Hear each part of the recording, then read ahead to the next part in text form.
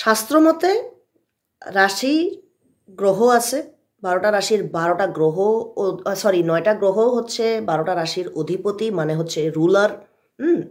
যেমন অ্যাকুয়ারিয়াসের হচ্ছে স্যাটার্ন আর হচ্ছে ইউরেনাস। ঠিক আছে, তো এখন স্যাটার্ন কেন কেন এইটা ঠিক করা হইলো যে সূর্য, সিংহ রাশির অধিপতি হচ্ছে যে সূর্য, তারপরে তুলা রাশির অধিপতি হচ্ছে শুক্র গ্রহ মানে ভেনাস। কেন এইগুলি ঠিক করা হয়েছে? ওয়েল, এই জিনিসগুলা আসলে মাইথোলজি, হিন্দু মাইথোলজিতে পাওয়া যায়।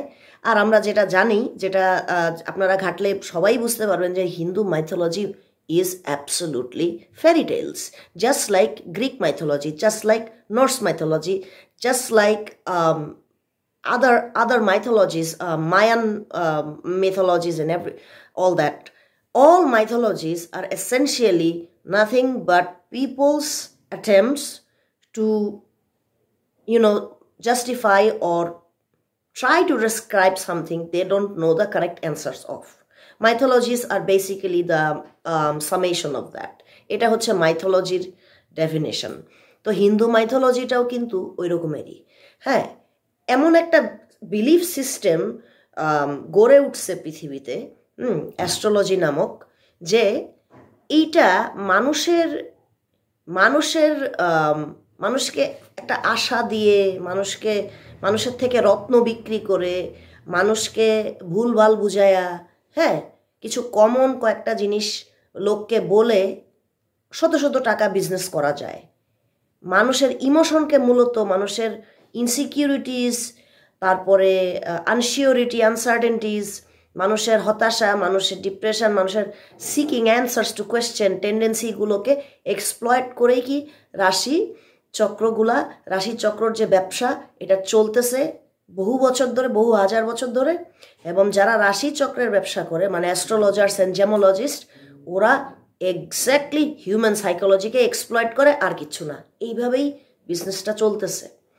এবং এরা যেসব ব্যাখ্যা দেয়, সেসব ব্যাখ্যা আপনি যদি মাইথোলজি না পড়েন, হিন্দু মিথোলজি বা গ্রিক মিথোলজি না পড়েন, আপনি বুঝতে পারবেন না যে রাশির যেই ডেফিনিশন, 12 রাশির 12 ডেফিনিশন, এগুলা কই থেকে আসলো। ওই কেচ্চা কাহিনী, কল্পকাহিনীগুলো থেকে অ্যাকচুয়ালি আসছে। আপনাকে মাইথোলজিতে প্রবেশ করতে হবে এটা বোঝার জন্য যে 12 রাশির কাহিনীগুলো অ্যাকচুয়ালি কই থেকে আসছে, আর এগুলো যে সত্য সত্য ঘটছে তারও কোনো প্রুফ এভিডেন্স কিছু নাই। এর চেয়েও হাস্যকর জিনিস হচ্ছে, মাইথোলজি অনুসারেই, হিন্দু মাইথোলজি অনুসারেই কিন্তু আপনার হিন্দু মাইথোলজিতে রাশি আছে, গ্রিক মাইথোলজিতে রাশি আছে। তো আমি হিন্দু মাইথোলজিটা ফোকাস করি আগে। হিন্দু মাইথোলজিতে 12 রাশির 12টা ওনার, মানে গ্রহ, 9টা গ্রহ ওনার হিসাবে ঠিক করা আছে। এবং আপনি জানেন, আপনি যদি ইন্ডিয়ান কোনো টিভি সিরিয়ালে কোনো মাইথোলজিক্যাল সিরিজ দেখেন, তাই যেমন আমি একটা দেখছি, শনি কর্মফলদাতা, এই মাইথোলজিক্যাল সিরিজটা দেখে আমি পুরাপুরি মাইথোলজি কি জিনিস আর রাশিচক্র কিসের উপর ভিত্তি করে দাঁড়ায় আছে, কোন মিথ্যার উপর ভিত্তি করে দাঁড়ায় আছে, এটা আমি বুঝতে পারছি। তো মূলত হিন্দু শাস্ত্রে রাশিচক্রের এরা তো বিশ্বাস করে, এরা বিশ্বাস করে রাশিকে, যে রাশি অনুযায়ী এক একটা গ্রহ এক একটা দেবতা। তারা এই যে সোলার সিস্টেমের যে প্ল্যানেটগুলো আছে, এই প্ল্যানেটগুলোকে এরা বিশ্বাস করে দেবতা হিসাবে, যে এগুলো দেবতা।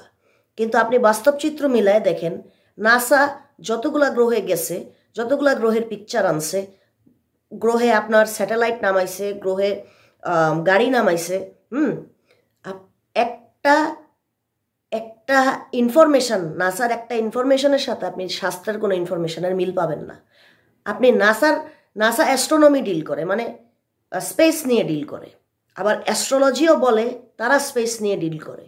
কিন্তু আপনি নাসার সত্যর সাথে আপনি যখন শাস্ত্রের অ্যাস্ট্রোলজি বসাবেন, তখন আপনি দেখবেন এটা এক, এটা শূন্য।